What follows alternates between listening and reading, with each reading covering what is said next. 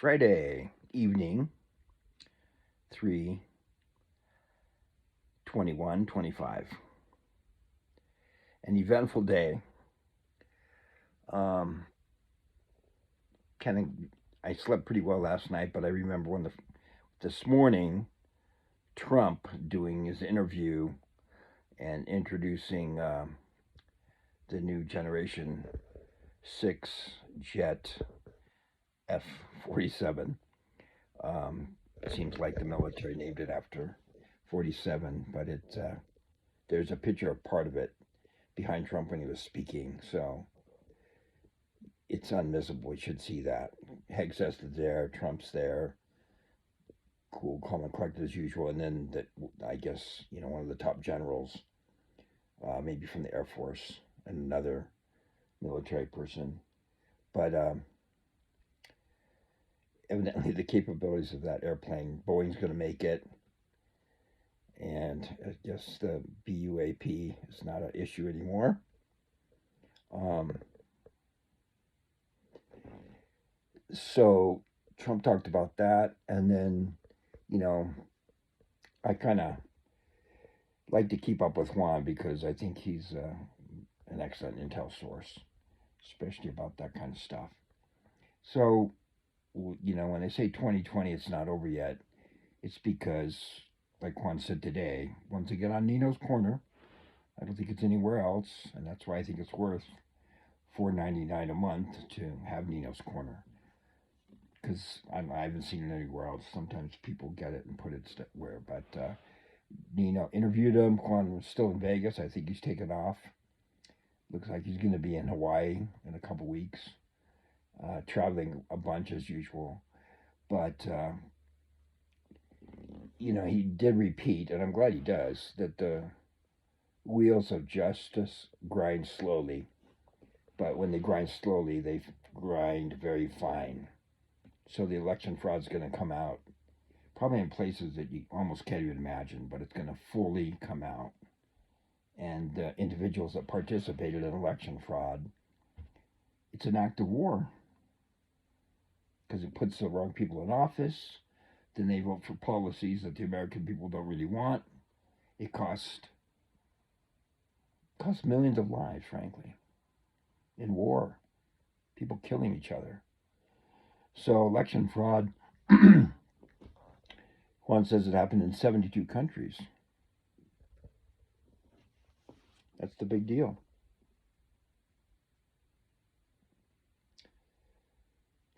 So it's good to use common sense and just, I like kind of going slow so you can think about the big picture.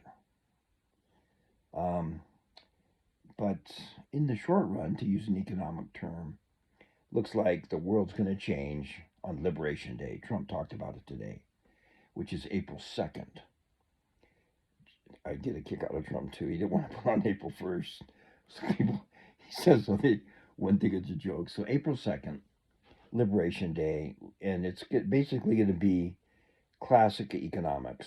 When you study economics at the beginning and you study like laissez-faire economics, Milton Friedman, they usually there's a story about Crusoe and Friday, and they lived on two islands, and they would just free trade. So like one island, let's say, has the coconut trees, so coconuts are very cheap. I remember when I used to buy 12 young coconuts in Sandy, Utah, at I think the Chinese store, um, for like $15. 12 beautiful coconuts with beautiful, pure young coconut water, and you drink that stuff, it's phenomenal. I mean, it's so pure it can be used for transfusions. But um, free trade is like, Trump said something I didn't know, but the Canadians have a tariff of 400% or higher on milk from the northern part of our country. So we can't, we don't export milk, but we import stuff from them and pay high tariffs. And it's happened with a bunch of countries all over the world. And there's also ways to kind of stop things besides tariffs. But Trump on April 2nd, it's going to be reciprocal tariffs worldwide, which means we could theoretically, and maybe we will, get back to classic economics, which is free trade. So if Canada drops, for instance, its 450% tariff on milk from the northern states, then then that'd be good. Then we can go to tariff free, and there's not all this complicated bullshit. Otherwise, it's complicated. And like Trump has mentioned many times, we've been massively ripped off. I was born in 56, okay? So I've grown up in the 60s. I moved to Argentina, and that was pretty interesting. But Kaiser built a car factory in the middle of Argentina, and they got all their executives, most of them from Detroit. So one of my best friends, a guy named Craig, when I was little in Argentina, his dad came from Detroit.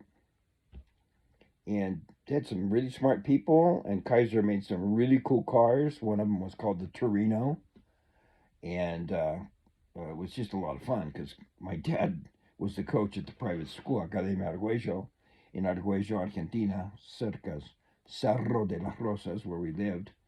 And my dad would have Kaiser make stuff for us, so we had the best pegboard ever made in the world. And I'd climb it forwards and backwards. I mean, it was made out of steel and had knurled steel grips to climb the pegboard, and it was like a fantastic pegboard.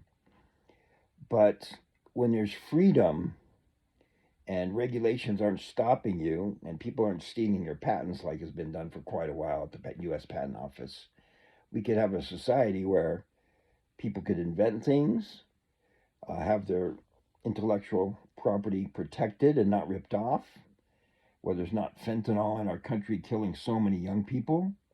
I was watching a thing today on Japanese children, how well educated they are, and I'm glad I had a chance. I'm glad I got to be a tourist all over the world. But when I went to Japan, I'll never forget. You go like to the subway, and people stand on dots to get on the subway. That's how organized they are, and things are just and every taxi is like completely immaculately clean, with doilies on the seats. You almost can't believe it unless you go there.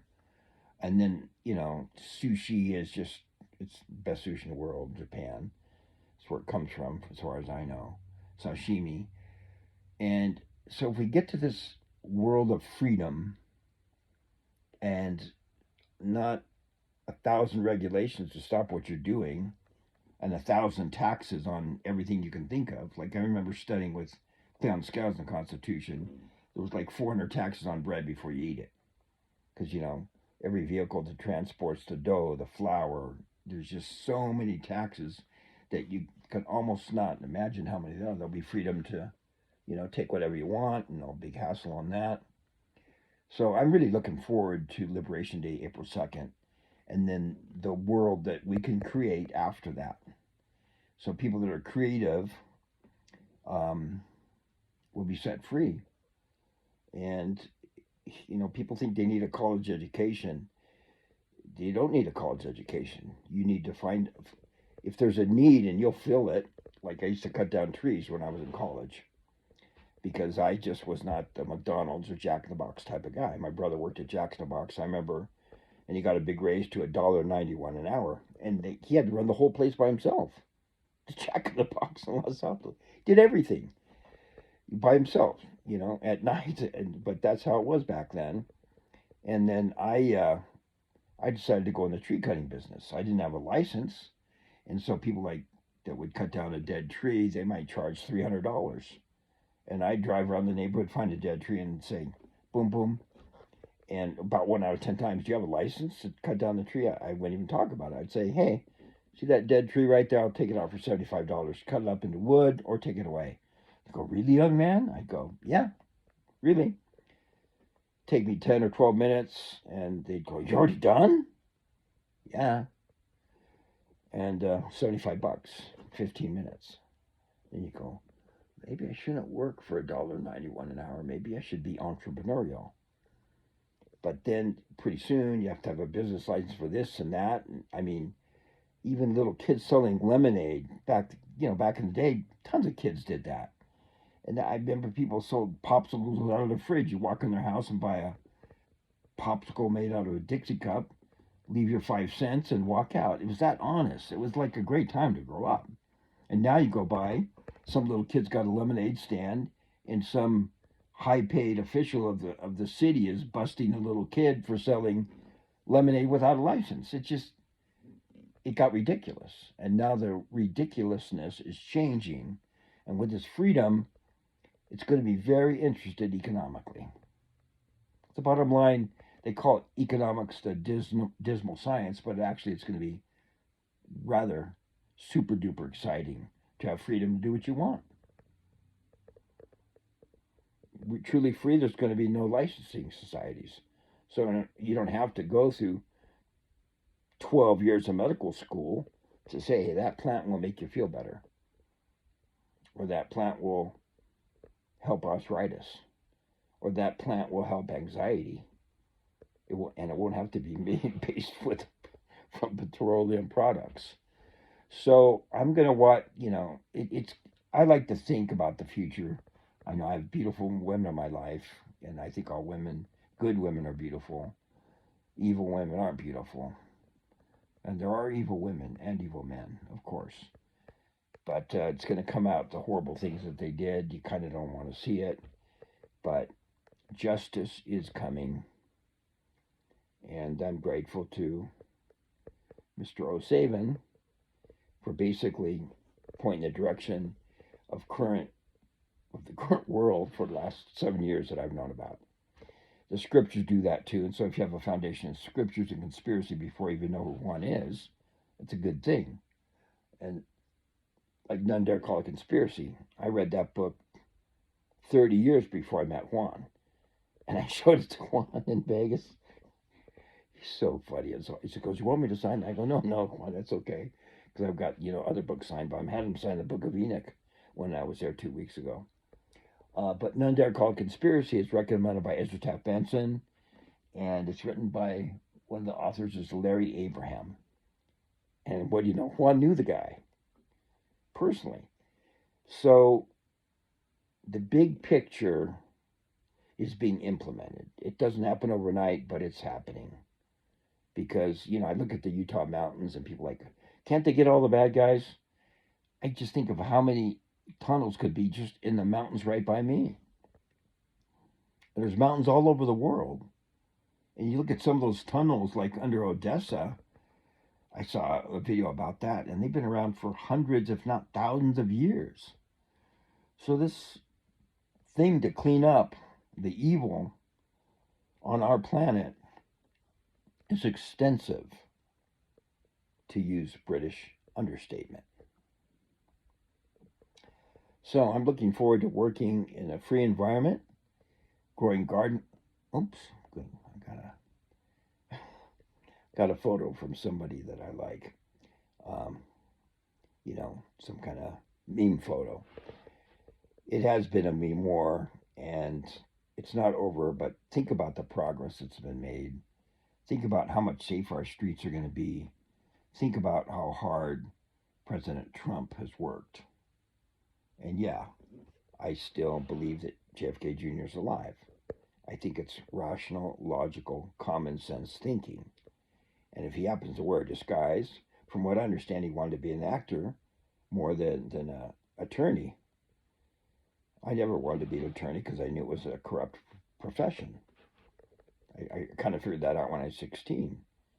How could you know somebody murdered somebody and then defend them and feel great because you got them off the hook? You got to have a dark heart to do that, I think. I mean, you do. Now, attorneys are doing the right thing and they're ignorant. They don't know about the bar and and a lot of them can't. They've been studying these books and fake false law, and they never, understand true common law, God's law, logical law, real law. In fact, I got out Bastiat. I want to restudy that because we're going to go back to fundamental, real, just laws. And if we didn't, God would frickin' destroy this country. And if we don't, God's not finished. If we say, hey, cool, everything's fine, we're rich, but I'm still going to, I'm just going to obey some of the commandments, not all of them. Good luck with that.